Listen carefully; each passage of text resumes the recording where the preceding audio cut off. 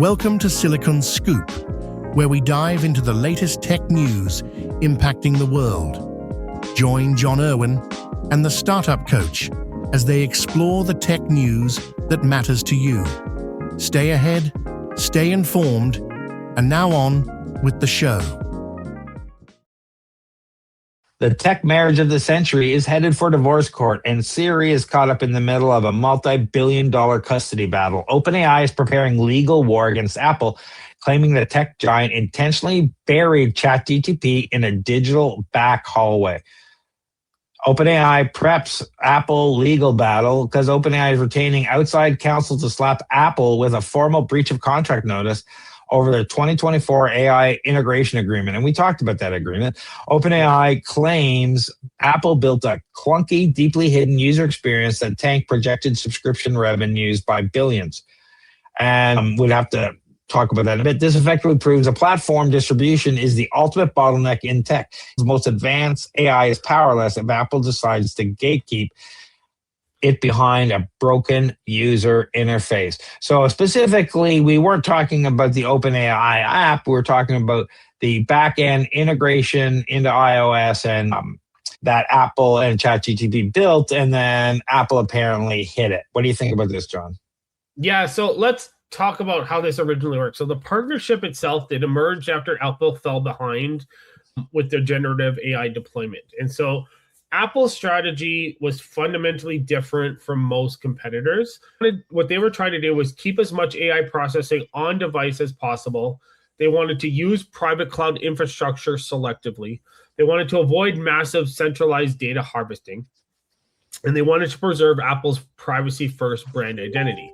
But their in-house models, reportedly, and as we can see now, lagged behind other ones like OpenAI and Anthropic. And so that led Apple to integrate ChatGPT into Siri and Apple Intelligence workflows and as external fallback system. And so what the arrangement gave Apple was access to state-of-the-art reasoning models, faster AI deployment timelines, and competitive parity in generative AI. And it gave OpenAI massive distribution, consumer trust, deep integration into iOS, macOS ecosystems, and potential access to billions of users. And so at the time, it looked mutually beneficial. And so the problem that arose, and again, this could be my opinion, is that Apple and OpenAI are increasingly occupying overlapping strategic territory. So Apple's concerns are that OpenAI is becoming too powerful inside iOS, that they're losing control of user interface layer, that AI assistants are replacing apps, that OpenAI is owning user interactions, and privacy and data governance conflicts with OpenAI. And so the concern is kind of existential. If AI assistants become the primary interface to computing, whoever controls the assistant may eventually control the platform. And that threatens Apple's entire business model, right? What are your thoughts? Do you disagree or agree, or what are your thoughts on this?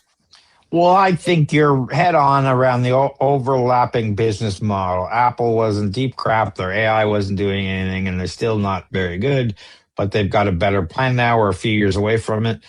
I didn't know you could subscribe to ChatGPT in the iPhone settings app. You know, I know they made this deal. I was waiting for the integration with Siri to work properly, but I guess you had to go into the settings app and either subscribe or add your subscription information for Siri to use it. So it was just like, okay, so and here we are tracking this stuff, and Apple hides it. Like I just went to look and I can't find if it's there now. I don't know if it's there, but I just was, while we're talking about it, I'm looking and saying, is this here somewhere where I can, you know, you can download the app and subscribe in the app, but we're not talking about iPhone settings to integrate it with Siri. So I have to go in and maybe it's in Siri and go a little deeper, but it's obviously not front and center.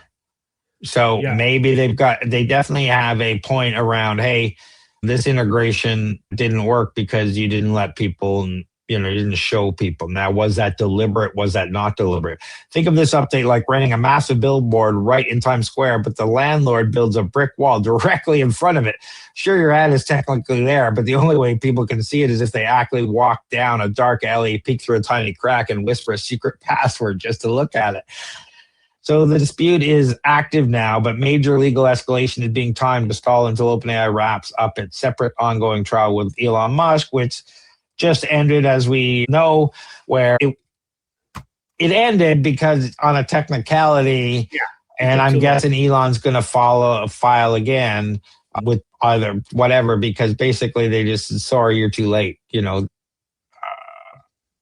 What is it when your statutory limit of time has run out to file for this $1 billion dollar court fee and all the shenanigans? And we can say we like this person, like that person, or don't like this approach or like that approach, but a lot of damning information about OpenAI and what was going on. And they actively plan to steal this from Elon Musk based on the co-founder's diary that he wrote in every day. Did you hear anything about this? No, I've been so busy. I haven't followed it. I just know there's a lot of drama. In the they did Discovery. In Discovery, they got the co-founder's diary where he was writing and everything. He's one of the big founders, I guess, followers of Tim Ferriss or whatever, journaling. And he was talking about it. Yeah, we're going to F Elon Musk over. This is definitely unethical. I don't know how this is legal, blah, blah, blah, blah, blah. Like, it is crazy what he wrote down and then handed over. And then, on a day basis, this is May, blah, blah, blah. We just did this. Oh my God, I can't believe we're going to do this kind of thing. It's not, just random notes. So I would imagine come of it, and looking at that, I can see why Elon Musk is mad if they, are reading that. So something may have to give, but as of right now, OpenAI has a reprieve on that particular one because statute of limitations on the suing for them stealing OpenAI from Elon as a charity is over. So maybe they'll apply on some other grounds at a different level when they have a longer statute of limitations or based on other stuff. That's separate. So while current integration is technically OpenAI's anticipated multi-billion-dollar upsell pathway via the iPhone settings app is completely stagnant. So they traded money and resources and stuff for this and to say, hey, we're going to put this on our front shelf, but then we're going to put a cardboard sign in front of the front shelf so no one's going to see your stuff. And so, I believe Apple was dishonest in this, but I don't know their side of the story. In-app subscription pathway revenues reported to be nowhere close to internal multi-billion-dollar projections. Again, it's not in the app. It was supposed to be in the settings to connect Siri to be able to use. This happened. Siri never got better. You wondered why. The friction OpenAI is complaining about isn't just a design choice. It's a deliberate context switching lag, forcing users to explicitly invoke the string token ChatGPT acts as a computation and psychological barrier. So apparently you even have to type ChatGPT in before you act as a computational psychological barrier that keeps local device telemetry insulated from OpenAI's remote cloud server. So this becomes a whole ball game. OpenAI knew exactly who Apple was when they signed the deal of this contract, complaining that Apple behaves like a ruthless digital landlord is looking weak on OpenAI, where they failed to build an independent consumer hardware distribution channel on its own. So they were talking about a phone, they were talking about this, they were talking about that, and maybe eventually they're coming out with their own phone, Johnny Ive, based on, this was a 2024 deal. When did they go after Johnny Ive and pick him up after this wasn't working or before this wasn't working? Yeah, I don't know, but it'll be interesting, You can stop using Siri to access ChatGPT for unthrottled, full-featured AI experience, bypass Apple's integration entirely, and download the ChatGPT app, or use a web interface, or it's nice to build it right into ChatGPT. The golden era of big tech and AI holding hands is officially over. We're entering an era of platform lockdowns and heavily antitrust litigation, and they're just deciding that they all want a bigger piece of the pie.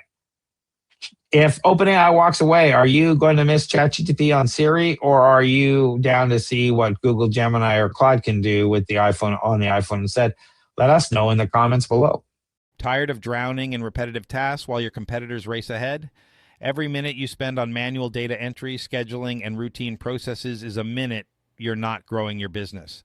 Flowgrammer.ca transforms your workflow chaos into seamless automation.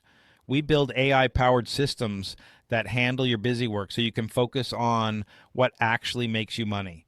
Our clients typically save 15 plus hours per week and see their productivity double within 60 days. Visit flowgrammer.ca for a free automation audit. That's flowgrammer.ca. Stop working in your business and start working on it. What do you got going on, John? Just plugging away, helping companies with government funding, attending events, probably startup drinks or Flowgrammer events. How about you, Craig?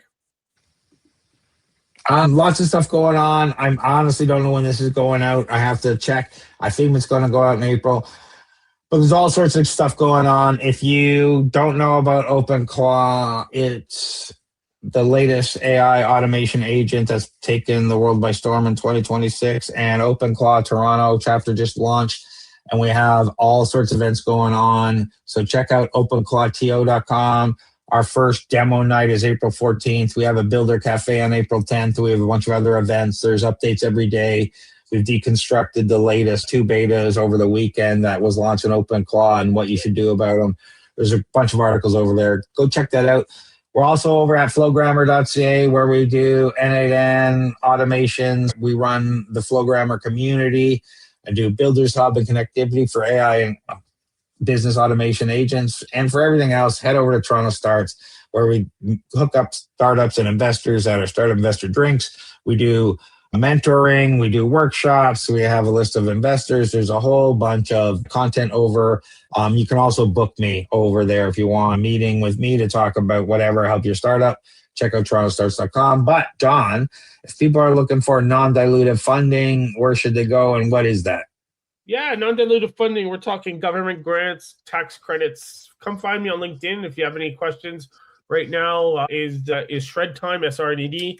But come reach out to me too if you've got a startup, if you've got a company. Reach out to me if you have any questions, and if they have company questions about their startup in general. Where do they find you, Craig? Yeah, find me at TorontoStarts.com. But John, just before we go, something's open right now, and it's closing May 31st. Thank you. Can Export. And what? Yeah. So what if should you have people at know least about that? 300,000 in revenue in the previous year, and you're looking to expand outside of Canada, reach out to me, and we can put together. We can talk about an application for Can Export. All the links we talked about will be in the show notes wherever you're watching this. Thanks for watching, everybody. Leave us a comment, give us a like, give us a subscribe. We really appreciate it. Thanks, everyone. Thanks, everyone. Thanks for tuning in to Silicon Scoop. We hope you enjoyed this episode's dive into the latest tech news. Stay connected with John Irwin and the Startup Coach on LinkedIn and subscribe for more insights and updates. Until next time, stay ahead, stay informed.